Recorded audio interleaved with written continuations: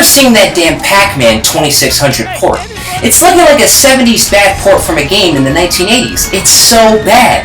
It looks like it's some old bootleg game from the 1970s. It's awful. What the hell were they thinking porting that damn thing? Especially when people should just play the real Pac-Man, not that cheap knockoff. What are they thinking? It's damn awful. Pac-Man is one of the greatest games of all time. That game's iconic, simple, yet really effective.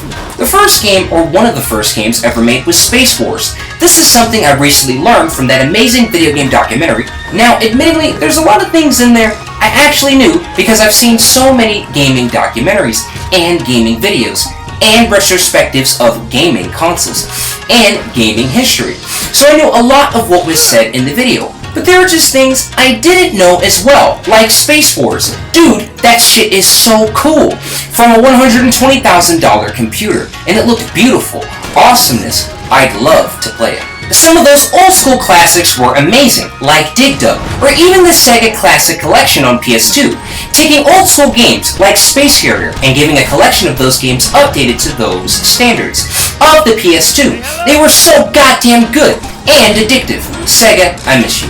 I wish you were still in the console race. You made one of the greatest video game consoles of all time, the Dreamcast, which managed to even beat PS1 sales for a short period of time.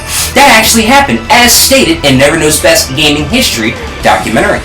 When I played the Dreamcast, it was amazing. It had great exclusives, amazing games. It had one, if not the single best controller of all time, only topped by the PS2 controller. The accessible, brilliant symmetrical design will stand the test of time. It's as easy to pick up and play all kinds of games.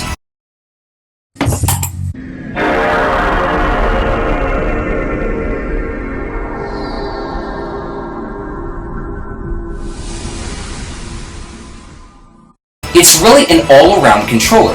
As for the Dreamcast controller, this fat-filling, amazing-feeling controller felt like some device or mechanism from crazy technology. It was insane. Playing this as a kid, that controller had a battery, a huge battery, in the back, with sound features and a UI screen. They went there before PlayStation 4 ever thought of that. It even told you when you were dying in-game. And the controller's battery life, it had some, if not the single best rumble function vibration ever put to a controller.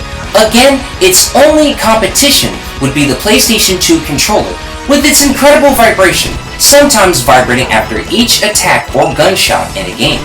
The PS2, as for the Dreamcast, that shit vibrated after every single attack, especially for Marvel vs. Capcom 2 on the Dreamcast. It was one of the greatest gaming experiences out there. It was insane, and the Dreamcast was phenomenal. It was a phenomenal console. It was so good, so beautiful, so gorgeous. Dude, it fucking had online before PlayStation. That's crazy. Yo, we had, back then, was the Dreamcast, PS1, and TV games, because the Genesis and Saturn and Atari was prior. We had so many great games on Dreamcast, that underrated relic of a console, and that damn controller were so ahead of its time. It felt so good. You could see where that and the GameCube controller later lead to the asymmetrical controller, Xbox, but especially Xbox 360. The pioneers of this was actually Sega. Sega made some iconic, brilliant games, like Space Harrier 2. I played Space Harrier for the first time on PS2 with a little game known as the Sega Collection. This brilliant ass game. You must find it. You must play it. It is the shit. It's amazing. The games are outstanding. It shows you how talented Sega was and still is at games, and publishing, and game development, and getting the right developers for their games that had some of the best games out there. I miss them in the console race. They are a great publisher, now publishing some of the best Sonic games of all time, like Sonic Adventure 2 Battle, Sonic Rush, Sonic Colors, and a new one, Sonic Frontier, which I would defend with my life. Haters need to hush up with the bull, because Sonic Frontiers is the first Sonic game with a combat system, where he directly fights, and it's so cool. Then it has a story, a lot like the previous Sonic games. Had these crazy, amazing storylines. And Sonic X, and it's incredible. These were the only mediums for Sonic's storyline, because they practically abandoned his story with other Sonic brand later. Sonic Frontier looks amazing. The open-endedness looks so clean. Look beautiful. The only thing, I just hope he moves a little faster. That was literally it, and I don't care, I want that game anyway. It looks amazing. So things are becoming more realistic these days. Technology is advancing games, and even movies are becoming more realistic. Well, we still have different genres and variety while this takes place. That's something I've been wondering. I'm a huge Sony fan. I started with the PS1 years ago, at Four Seasons. That was the apartment I lived in. Man, the PlayStation was the shit. The Dreamcast was the shit. Bro, some of the first games I ever played on PlayStation was DBZ Ultimate Battle 22 and the SpongeBob game for PS1, which was hard as fuck. It was so damn hard. It was hard as hell. Oh my god, it was so hard. In DBZ Ultimate Battle 22, I played the shit out of that. I was a fucking beast. But I had a hard time doing special commands until years later. When I got older, I started figuring the game out more. Man, was that old school, direction button inputs type game. It was amazing. I loved it. In fact, did you know it is one of the most single-hated Dragon Ball Z games of all time?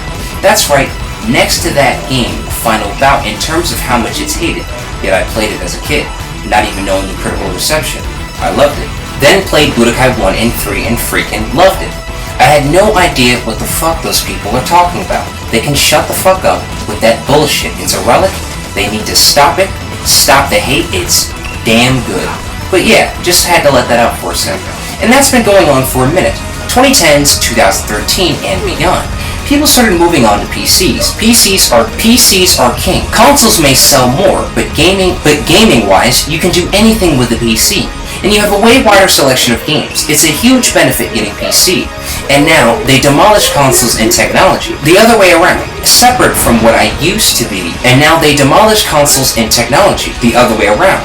Separate from what it used to be just back in the early 2000s. Half-Life 2 toppled most console games ever made, for decades.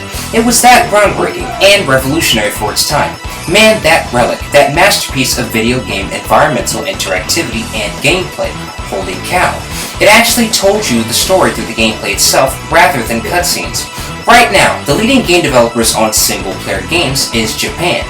The developer of From Software Elden Ring Dark Souls. That is Japan. Sega and Nintendo were rivals back in the 90s. Look at how things have changed. Now Nintendo swoops in for the kill at times where you least expect it. Like the Nintendo Switch, that huge comeback after the Wii U, that was the perfect comeback, and it changed gaming forever again. Nintendo's always come in with the swoops. Then you got the rivalry between Xbox and Sony. It's huge, man.